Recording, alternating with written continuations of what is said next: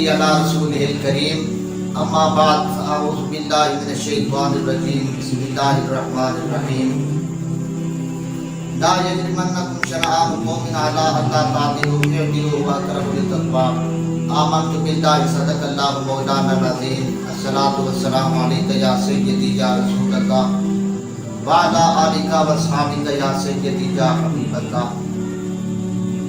کس زبان سے ہو بیان عز و شان اہل بیت، مدح گوئے مصطفیٰ ہے مدح خان اہل بیت۔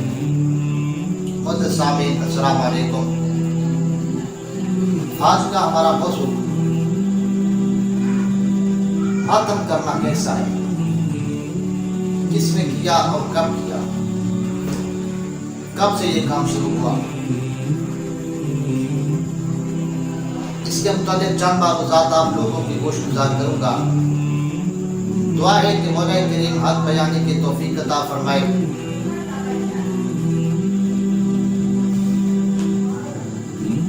یہ میرے ہاتھ میں ایک کتاب ہے، مسلم شریف احادیث مبارکہ کی کتاب ہے۔ اسی کے حوالے سے چند احادیث مبارکہ آپ لوگوں کی گوش گزار کروں گا۔ سماعت فرمائیے۔ عن ابی مالک الاشعری حدثہ ان النبی صلی اللہ علیہ وسلم قال اربع فی امتی من امر الجاہلیۃ لا یترکونہن الفقر فی الاحساب والطعن فی الانساب والاستسقاء بالنجوم۔ حضرت ابی مالک اشعری رضی اللہ تعالیٰ عنہ عرض کرتے ہیں کہ حضور صلی اللہ تعالیٰ علیہ وسلم نے فرمایا کہ میری امت میں جاہلیت کی یعنی کہ زمانہ کفر کی 4 چیزیں رہیں گی۔ کون کون سی؟ فرمایا الفقر فی الاحساب، اپنے حسب پر فخر کرنا، اور نمبر 2 والنسب والطعن فی الانساب، اور نسب کے اعتبار سے طعن کرنا، نسب کے اعتبار سے طعن کرنا۔ نمبر 3 والاستسقاء بالنجوم، ستاروں سے پانی حاصل کرنا، پانی طلب کرنا۔ اب چوتھی چیز الناہیۃ، توبہ کرنا۔ یہ 4 چیزیں رہیں گی۔ فرمایا آگے فرمایا کہ الناہیۃ اذا لم تتب قبل موتها تقام یوم القیامۃ وعلیہا سنبال من قطران ودین من جرب۔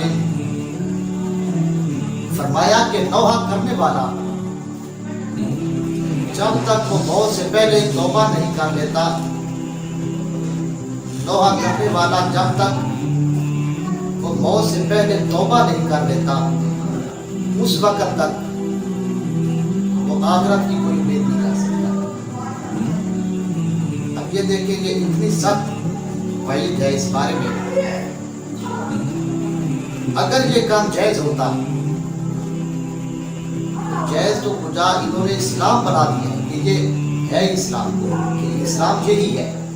اگر یہ کام اسلام ہوتا تو پھر اتنی بڑی وعید حضور علیہ الصلوۃ والسلام کی ارشاد فرمایا۔ اور دوسری حدیث مبارکہ حضرت عائشہ صدیقہ رضی اللہ تعالی عنہا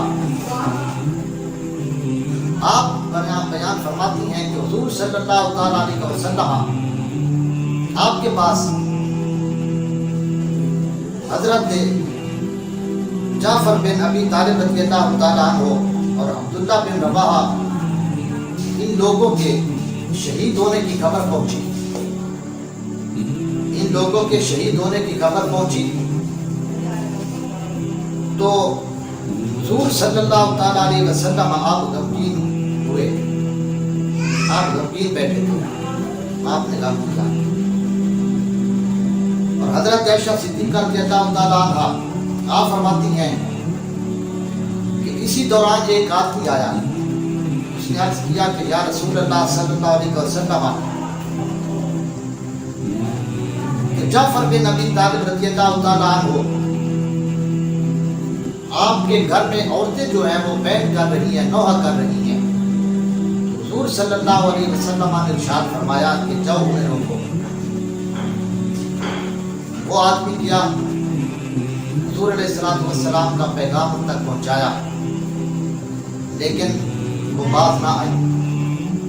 وہ پھر آ گیا، عرض کرتا ہے یا رسول اللہ میں نے آپ کا حکم ان تک پہنچایا ہے لیکن انہوں نے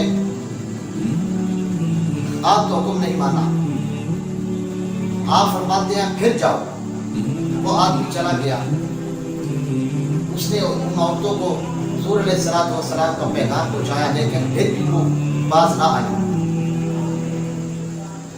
جب وہ واپس آیا تو عرض کرتا ہے یا رسول اللہ ہم ہار چکے ہیں، وہ عورتیں جیت چکی ہیں۔ یہ ایک عورت ایسی چیز ہے، عرض کرتا ہے کہ ہم ہار چکے ہیں، وہ عورتیں جیت چکی ہیں۔ تو حضرت عائشہ صدیقہ رضی اللہ تعالیٰ عنہ آپ بیان فرماتی ہیں تو میں یہی خیال کرتی ہوں کہ حضور علیہ السلام نے فرمایا کہ جا ان کے منہ میں خاک ڈال دو، جا ان کے منہ میں خاک ڈال دو۔ یہ حضور علیہ السلام نے فرمایا اور فرماتی ہیں کہ میں نے اس آدمی سے کہا کہ جو اللہ کا رسول تجھے حکم دیتا ہے وہ تو کیوں نہیں کرتا، کیا چلا جائے۔ تو سامنے اب دیکھیں کہ اگر نوحہ کرنا عبادت ہوتا، اسلام ہوتا تو حضور علیہ السلام منع کیوں فرماتے؟ حضور صلی اللہ تعالیٰ علیہ وسلم کا منع فرمانا ہی اس بات کی دلیل ہے اور اس بات کی طرف اشارہ ہے کہ یہ اسلام نہیں ہے، یہ ایک جہالت ہے جس کے پیچھے آج آدمی دوڑ رہی ہے۔ اور ابھی محرم کا مہینہ چل رہا ہے، یہ دیکھ لیں کیا ہو رہا ہے اور یہ لوگ کیا کر رہے ہیں۔ تو میں گزارش کروں گا اپنے سامعین کو خود بھی بچیں اور دوسروں کو بھی بچائیں اور یہ پیغام ان لوگوں تک پہنچائیں جو اس بات کو نہیں سمجھتے۔ اب آیا مسئلہ کہ ماتم، یہ تو بات تھی نوحہ کرنے کی، اب تو بات بہت آگے نکل چکی ہے۔